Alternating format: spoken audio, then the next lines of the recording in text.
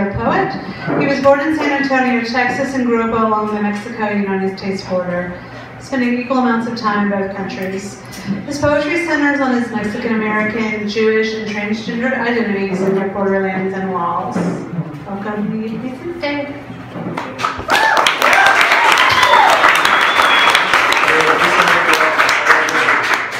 Thanks for sticking around.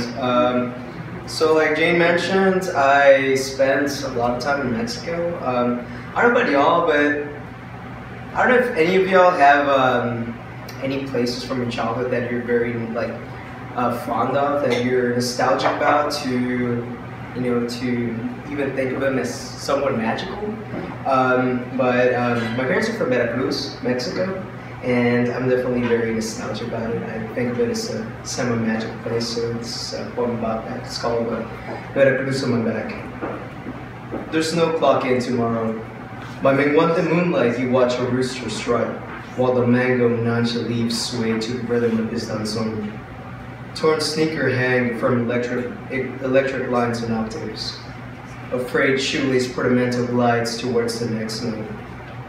The caged loros and your neighbors' voices add lyrics, fragments of old songs last heard when a child. Feel the tropic heat as you swing near my hamaca. Know that people sit smiling on the malecón, drinking coconut water and raspas de tamarindo. Couples walk the 2 kilometers of the Paseo de las Escolleras to embrace in the lighthouse red glow. Despite the breakwater, the tide buries galaxies of broken seashells. Dozens upon dozens of crabs roam up the sand surface streets, carrying the beach inward. So today's Indigenous Peoples Day, by the way, aka Columbus Day, but I don't know who that asshole is. So I thought I'd read this poem. I don't know if any of you are familiar with Robert Hayden's An Inference of Mexico.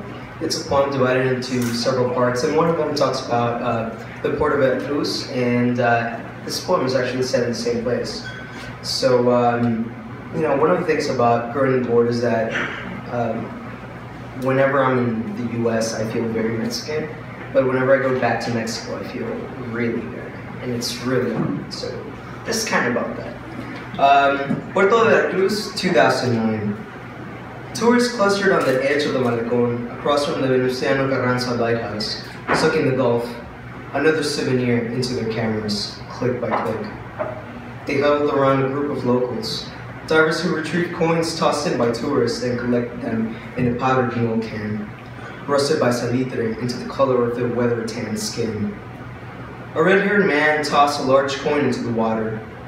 In the near-green horizon, I saw the fortress and prison of San Juan de Ulua, built on an island in coral reef, the last place held by Spain, surrendered in 1825. A castle, we called it, a castle among the old tankers. There, where Cortés disembarked and entered the mainland 500 years ago, the diver emerged with his seashell smile, with hair the color of an old neck ball. He held a 10 pesos coin, silver sunstone middle, shining, far masked on a dew crowd in bronze. As I recall this, crossing the plazuela of the Lighthouse Museum towards the crowd, I wish I could say I was not just another tourist, that I had stayed there for centuries, watching the sea trying to swallow the isthmus, trying to reclaim the once green land. I wish I could say I did not also toss a coin, leftover change from the artesania shops, into the slick, iridescent water, just to watch them scramble off rocks, just to watch them scavenge.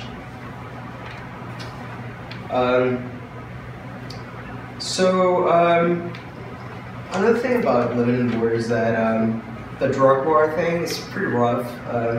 It's especially rough if you have family in northern Mexico. And it's especially rough if your dad's a cop. Like, my dad was a cop for almost 20 years, and he's retired now, thank God. So this is a poem about him. It's called Protector.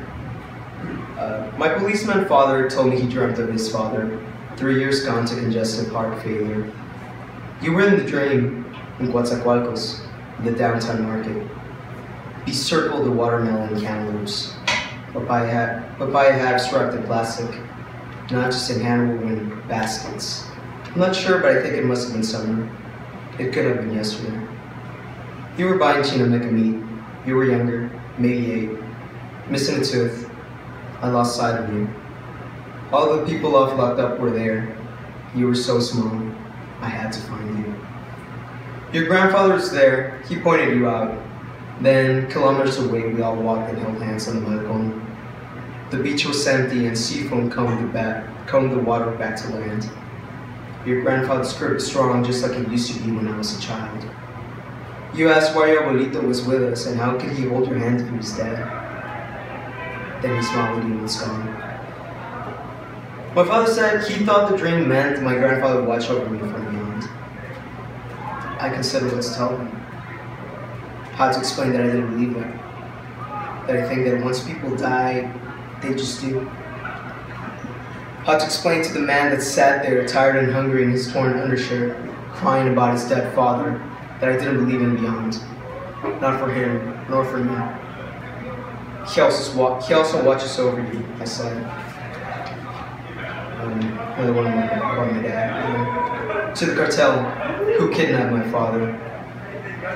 Who is this shadow? Stranger, man-shaped cloud of ash you have returned to me. Who sits in the kitchen past midnight, biting his fingernails, wide-eyed, sipping unsugared coffee? Who is this that shakes, startles at the slamming of car doors? The pale one with the watery smile and my father's smile boxer hands. The one that tells him dry mouth susurros of days blindfolded, wrists cuffed to a chair, beatings, and other voices, neighboring suplicas seeping through cinder block walls. Despite the scent of motor oil and bedroom, this is not him. This strained, bent figure did not carry me past boats on rainy days, did not teach me, cuffs and gun and belts, how to multiply or how to change a tire. Maybe one other, with an underbite and a crooked nose, was there. Someone else with curly black hair and eyes like mine. Please, if you ever read this, please bring my father back. Okay, this next one, I don't know how many of you have had the misfortune to lose someone you love, but part of loss is that it brings about like really vulnerable, beautiful moments, and I don't know, that's kind of what brought this poem about. It's called Balloon. Coral-colored chemo, gamble. Your kidneys fail. Urine bag's almost empty. Your hands swell, skin pale where I hold them. We hang butterflies in the room for the moments you wake. They flap glitter paper wings, fly off, carry the ceiling. Once in the park, we walked past a girl's birthday party, balloons tied from lampposts. A boy around 3 held a yellow one, admired it, its bands. He let go, not knowing the cotton string would slide up away from his hand. He grasped for it, too late. Metastasis, Dr. Stubbs. Nothing to do but train the bleeding. Though you cannot stand, you levitate in bed. A quarter inch at first, then inches more. We try to strap you down with IV drip, plasma bag, restful. You keep rising, regardless. Yeah, you start to wrap up. Okay, so how about we end up on a lighter note? Yeah. So I don't know how many of you are familiar with the Kotel, the Western Wall in Jerusalem. It's this wall that's thought to be the last, remaining structure of the Second Temple. People of, all sorts of monotheistic religions go to that place, especially the Jews, of course. They treat us a holy site, and